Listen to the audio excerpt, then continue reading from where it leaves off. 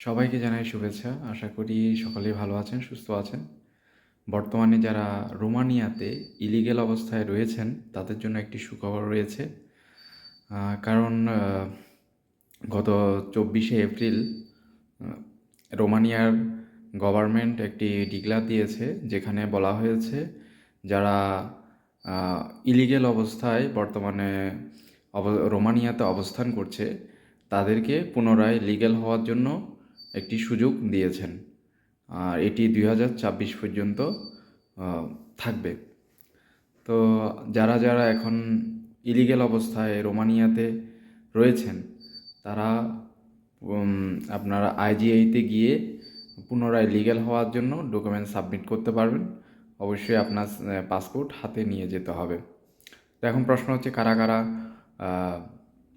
এই ইলিগ্যাল থেকে লিগ্যাল হতে পারবে। এখন বিভিন্ন ধরনের ইলিগ্যাল রয়েছে। তো কেউ হচ্ছে বৈধভাবে রোমানিয়াতে এসেছে, কেউ অবৈধভাবে রোমানিয়াতে এসেছে। তো এটা শুধুমাত্র যারা বৈধভাবে আইনি প্রক্রিয়ায় যারা রোমানিয়াতে এসেছে, শুধুমাত্র তারাই অ্যাপ্লাই করতে পারবেন। এছাড়া অন্যদের যারা মানে আনলিগ্যাল অবস্থায় বা অবৈধভাবে রোমানিয়াতে প্রবেশ করেছেন, তাদের জন্য এটি উপলব্ধ নয় বা তারা এই সুযোগটি গ্রহণ করতে পারবেন না। ধন্যবাদ। এটি শেয়ার করুন যাতে অন্যান্য রোমানিয়ান যারা ইলিগ্যাল অবস্থায় আছে তারা যেন এটি পায়, এই সংবাদটি পায়। ধন্যবাদ।